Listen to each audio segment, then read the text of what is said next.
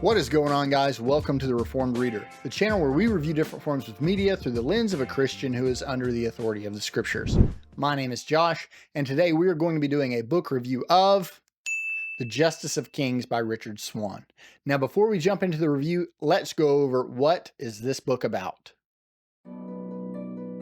The Empire of the Wolf simmers with unrest. Rebels, heretics, and powerful patricians all challenge the power of the imperial throne. Only the Order of Justices stands in the way of chaos. Sir Conrad von Wald is the most feared justice of all, upholding the law by way of his sharp mind, arcane powers, and skill as a swordsman. At his side stands Helena Sadonka, his talented protege, orphaned by the wars that forged the empire. When the pair investigates the murder of a provincial aristocrat, they unearth a conspiracy that stretches to the very top of imperial society. As the stakes rise and become ever more personal, Von Wald and Helena must make a choice. Will they abandon the laws they've sworn to uphold in order to protect the empire? Alright guys, so the way that I normally structure my reviews is I go over the good, the bad, and the ugly. The good being the things about the book that I enjoyed, the bad being the things that I didn't prefer. These are things like prose or character voice, different perspectives, those kinds of things. But then I go into the ugly, which is what could be some sin that is steeped into the work that might hold a Christian back from picking it up. Now I break that down into 5 categories and I rate them out of 10. But before we get there, let's go over the good. What were some things about this book that I enjoyed? Now, very quickly, I want to throw this in there, that this is a review for The Justice of Kings only. Now, I have read the entire Empire of the Wolf trilogy, and I want to do a separate review for each of those books because they're so different. And so for today, we're just going to be doing a review of The Justice of Kings. What were some things about this book that I enjoyed? There's quite a bit. This was probably the darkest book that I had read at the time. Now, that might sound a little ominous, but what I mean here is that it has this sort of dark undertone. Now, for those of you that have read Dracula or Frankenstein, it has a similar feel as those books. It's almost that classic dread that our characters are experiencing from the first page. So that was pretty neat because I had not really read a fantasy / horror book. And that's kind of what this is. Now, the horror elements are few and far between. So don't pick this up thinking, this is going to be a horror book in a fantasy world. There are aspects of horror in here, but they do tend to be more on the dread side. Now, I say that as a positive because it was really interesting and unique to be able to read a fantasy book that really didn't focus a whole lot on the fantasy. The good, first and foremost, was that looming dread over the entire plot. I really enjoyed that. It did have that darker tone, that darker, grittier tone. Our characters are really, really cool. Sir Conrad von Wald, to me, is going to be one of those characters that sticks with me for a very long time. He's in my top maybe 20 fantasy characters of all time. He's really, really cool. And Helena is an excellent character. So we're actually reading predominantly, I think this is written in the first person. It's been just a few months since I've read it. We're reading from Helena's perspective. And normally female characters don't really click with me all that much. That's sexist. It's not that I dislike them. It's just hard for me to empathize with the female characters. And on top of that, it's written by Richard Swan, but he was able to capture a woman's perspective in a dreadful, fantastical world perfectly. He did an excellent job. So our characters are great. Our setting is great. That sense of dread, fantastic. But the plot really, really drives this story home. This is almost like a Sherlock Holmes story in a fantasy world. It really is. It's fantastic. Oh, okay. I see what you did there. Being able to go along with these investigators in a Sherlock Holmesian way in a fantasy world, it just wasn't something that I ever knew that I needed. But after reading book 1, I had to jump into books 2 and 3. It's that good. So there's a lot here to like. Really enjoyed the characters, really enjoyed the setting, really enjoyed the plot, really enjoyed the stylistic choice of the character narrative. I mean, it was just fantastic. So for me, there's a lot here to like. On top of all that, the pacing is spot on. There are times where I mean our foot is on the gas and we are just go, go, go, go, go. The battle scenes are really cool, but then Richard Swan knows how to make those scenes so impactful by taking your foot off the gas and putting your foot on the brake a little bit, easing us into some of these things, building up that character narrative, building up that that relationship that the reader has with the characters so that way then they can be thrust into those situations and circumstances. It was just excellent in my opinion. So for me, I really, really enjoyed all of that. And again, like I said, the pacing was just sort of the cherry on top. So now let's go over the bad. What were some things in this book that I didn't care for so much? There's not really a whole lot here. Now, again, these are preferential things. Now, there's not really a lot here that I didn't prefer. And so what I'm going to do instead is I'm going to go over some things that are some common complaints about this. Again, this wasn't necessarily my experience, but I do want to let you guys, the viewer, know the kind of stuff that you can expect when jumping into this. Probably the most prominent one, I had mentioned before that we're reading from the point of view of a woman, Helena. At one point in the story, she's having to kind of infiltrate this area, this monastery, and pretend like she's someone in need. Again, this is a monastery, so it's ran by monks, but these are not the monks that you would think of today. These are people that are pretty depraved. Again, this is a pretty bleak world. So there are some fears that our character Helena, expresses that I was surprised that Richard Swan wrote in there.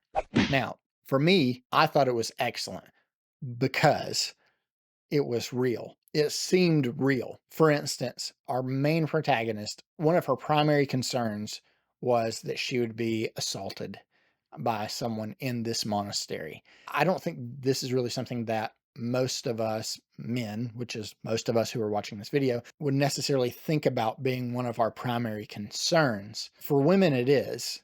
And while I was reading this, I actually paused and kind of brought it up to my wife, and she was like, "Yeah, I mean, if I was in that type of a situation, that's definitely what I would be concerned with, kind of predominantly, or at least it would be there."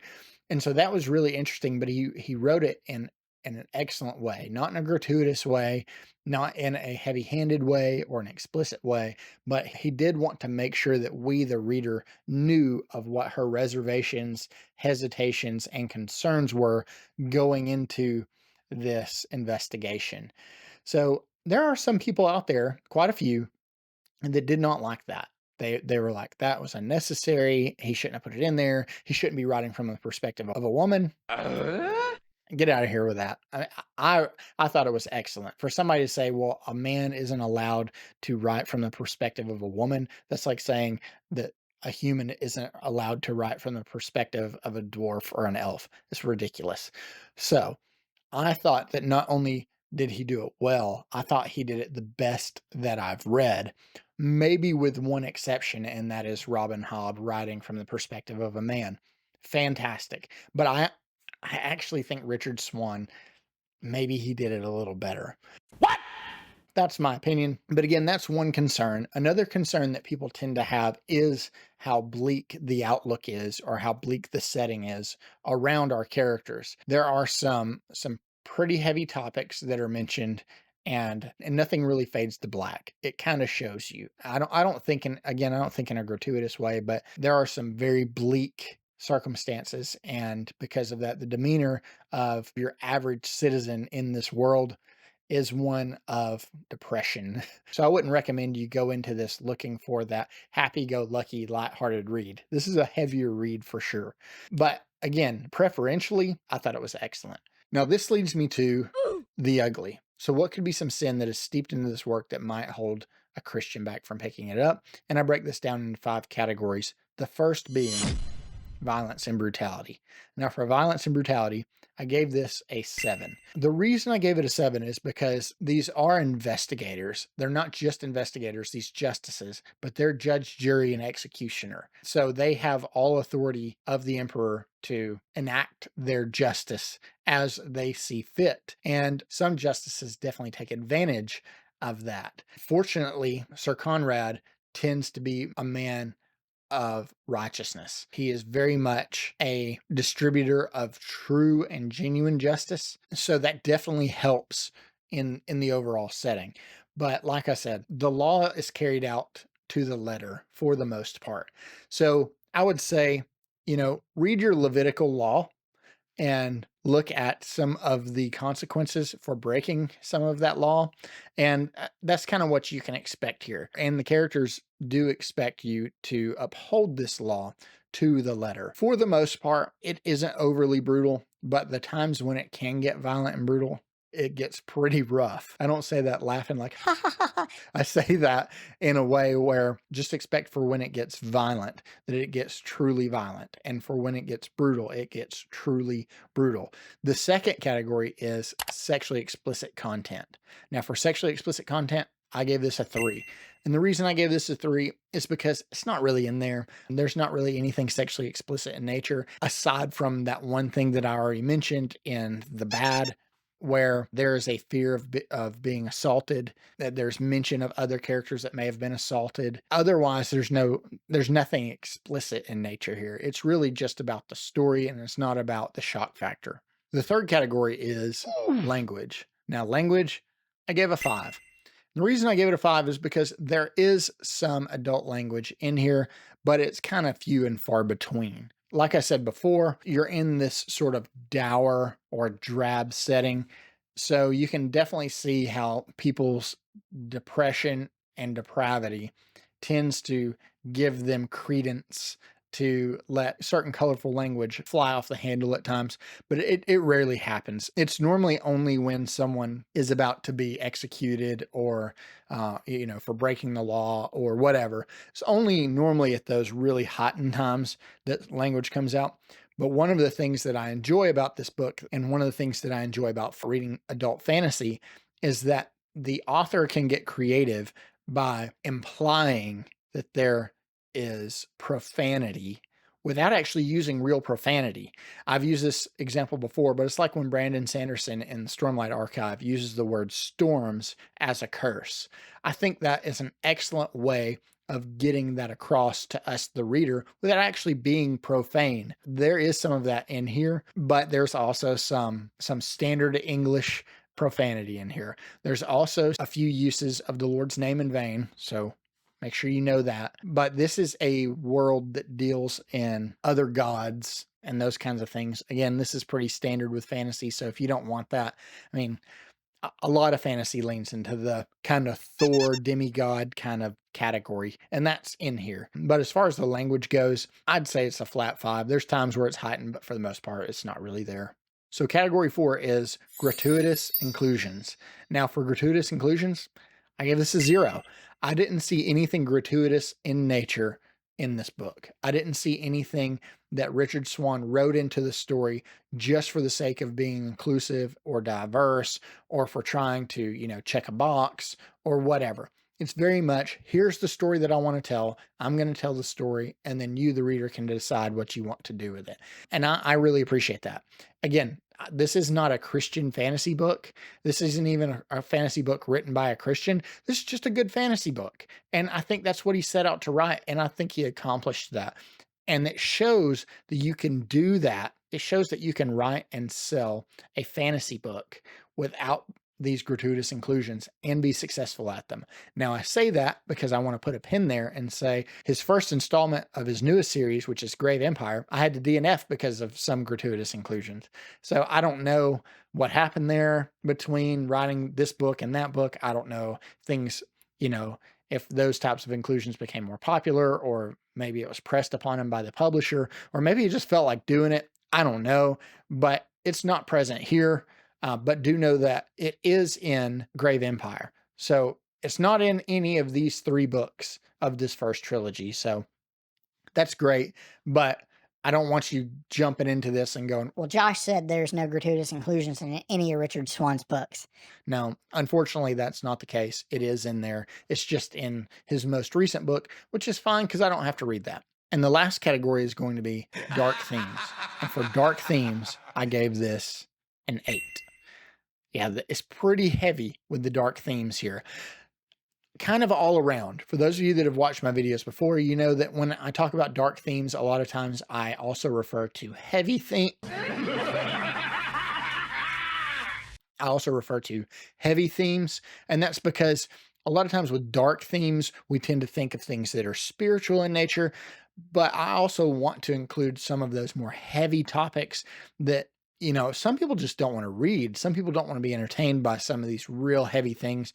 They come, at the end of their workday to pick up a book so that they can, for that escapism, or so that they can get some stress relief or whatever. And they don't really want to be bogged down by more weighty things on their mind. So this book has a little bit of everything. So let's start with the heavier things first. You're dealing with murder, you're dealing with assault of all kinds, you're dealing with abuse of various kinds, you're dealing with hedonism, you're dealing with all these kinds of things. And then on top of that, there's this spiritual undertone for the entire book.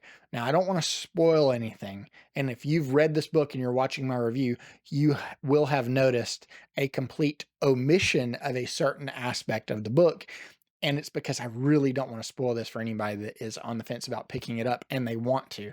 But there is a lot of talk about this other world or this other place or this other dimension or whatever you want to call it. It's this spiritual realm that has influence over our world. And what is influencing our world here presently, or there, I guess, are these other gods, these demigods, or these gods of this underworld kind of thing. And some of that really, really comes to the forefront of the book in an excellent way, in my opinion. Again, I gave this an 8. I gave Dark Themes an 8 because, yeah, they're pretty heavy, really heavy topics. And then there's some really heavy philosophical questions that get asked. And then on top of that, then you're also kind of dabbling into that spiritual realm and the realm of these other deities or these other powers or whatever you want to call them. So, yeah, it's pretty high. Now, would I say that it is excessive? No, I wouldn't say it's excessive. I also don't think this would cause a lot of Christians to stay away from it, but I do think that it will keep some away from it. So know that there are dark themes. I mean, it's a pretty dark book. It's a pretty dark, bleak book, but it's excellent. It's stellar.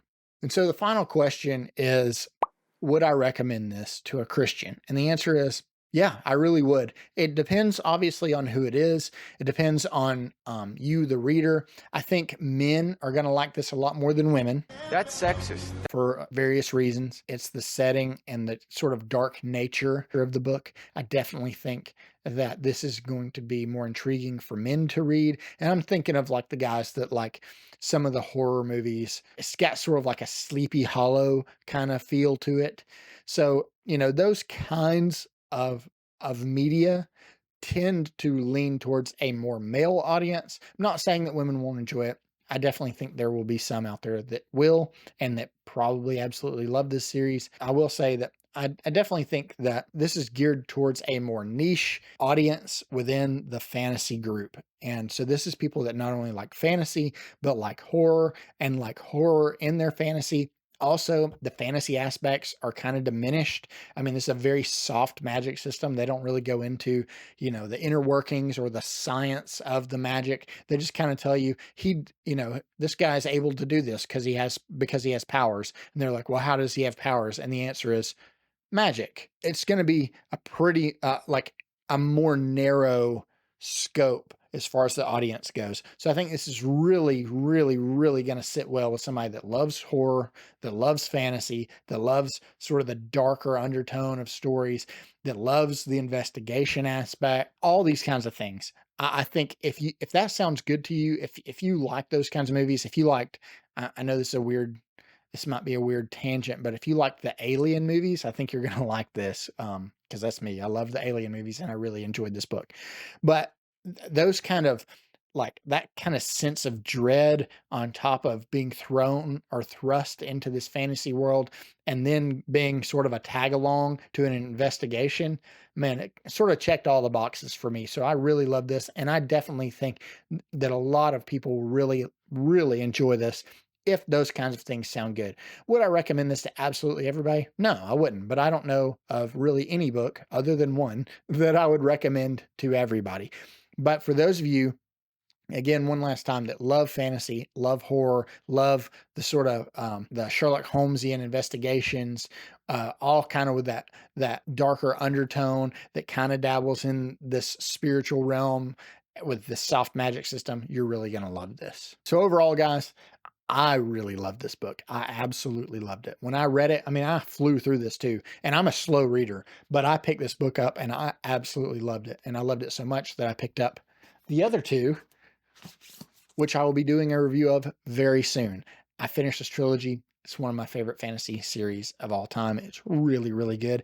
And there's a lot of twists and turns in here. There's not just big twists at the end, but there's also, I mean, it just seems like Richard Swan leveled up not only as an author, but as a storyteller with each book. I know, like Mike over at Mike's Book Reviews, he sort of complained about book 2 and book 3 because he said, books 2 and 3 sort of left the formula that he had for book 1, which is, here's a crime, let's solve the crime while there's this other big story taking place in the background. I enjoyed that he didn't stick to that formula. I enjoyed that there were aspects of that in the second book, but it wasn't really the main focus. And then it leaned into this other thing, and it was sort of transforming the story. And by the end of book 3, you're like, whoa, this turned into something I did not expect or anticipate whatsoever. So yeah, I plan to do those reviews very soon, but I really love this book. I think I gave it 5 stars.